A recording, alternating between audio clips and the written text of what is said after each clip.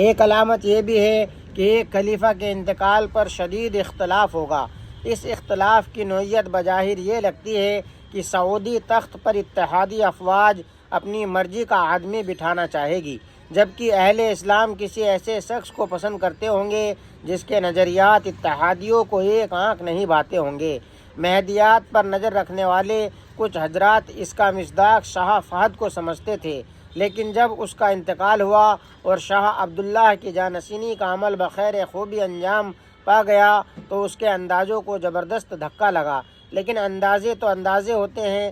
کچھ حضرات کے نزدیک شاہ عبداللہ کے انتقال پر اس طرح کی صورتحال کا اندیشہ نسبتاً زیادہ ہے۔ اب ہم دوسری قسم کی علامت کی طرف آتے ہیں جو اس لمحے موعود کی طرف اشارہ کرتی ہے، لیکن مسئلہ یہ ہے کہ ہم اس علامات کے قطعیات کے باوجود قبل از وقت اسے دریافت نہیں کر سکتے۔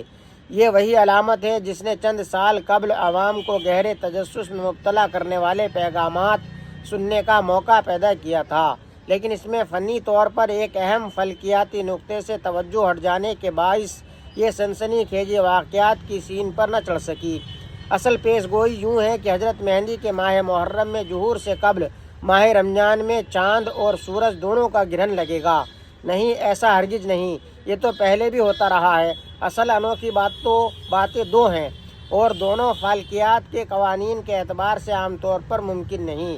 ان کا عدم امکان ہی ان کو محر العقول علامت بناتا ہے۔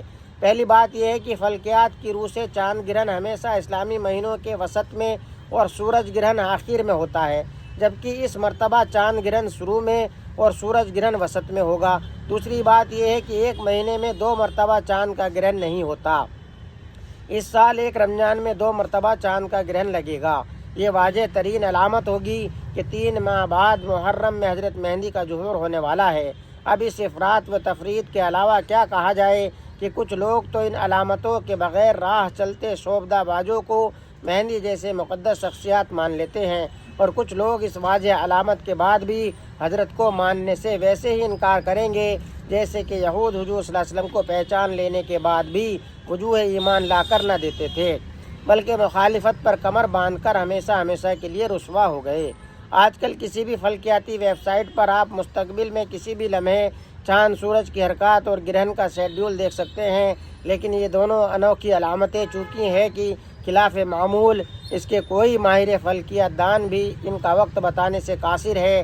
آخری رمضان سے پہلے اور ان کے وقوع سے پہلے وقت کی تعین ممکن نہیں ہے۔